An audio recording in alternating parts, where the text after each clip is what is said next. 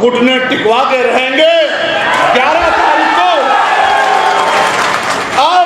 अब कोई बातचीत नहीं होगी, अब संघर्ष होगा, अब संघर्ष होगा, कोई रास्ता बचा नहीं, अब नहीं बचा रास्ता। ये सरकार अगर हमारे अधिकारों को निगलने का काम करेगी तो हम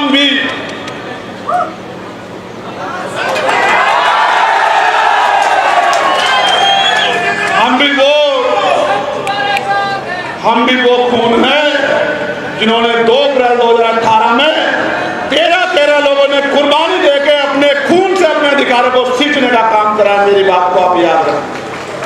सरकार किसी भी कीमत पे अपने आप को संविधान से बड़ा ना समझे और पिछले दरवाजे से ये जो हत्या अधिकारों को नेस्तनाबूद करने की जो तैयारी सरकार ने की है वो हमें दूध पीते बच्चे ना समझे।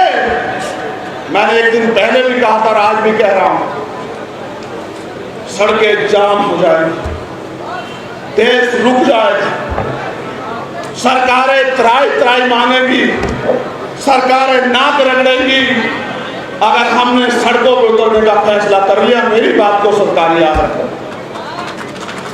इस बार तो मैंने आपसे आग्रह किया था, लेकिन इस बार मैं आपको प्रार्थना और आदेश कर रहा हूं, निर्देश भी दे रहा हूं कि 11 सितंबर को जैसे दिल्ली में गुरु घर टूटने पे हमने अपनी शक्ति का एहसास दिल्ली की सरकार को कराया था और दिल्ली की सरकार और सुप्रीम कोर्ट घुटनों के बल आ गए थे, आने वाले 11 सितंबर को एक बार और मैदान आपका इंतजार कर रहा है।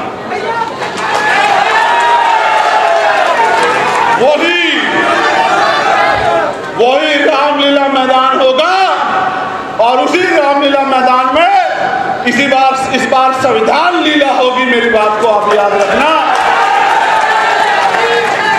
इसलिए मैं आपसे 2 प्रार्थनाएं कर रहा हूं। 10 तारीख की रात से ही और अभी से मन पक्का करके अपनी डायरी में लिख लो कि एक दिन हमें अपने अधिकारों को बचाने के लिए दिल्ली चलना है।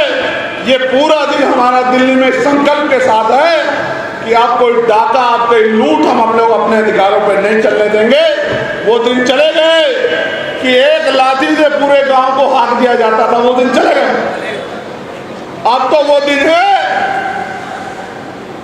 अगर संवैधानिक मर्यादा में समझोगे तो संवैधानिक मर्यादा में समझाएंगे, और अगर गुंडागर्दी करोगे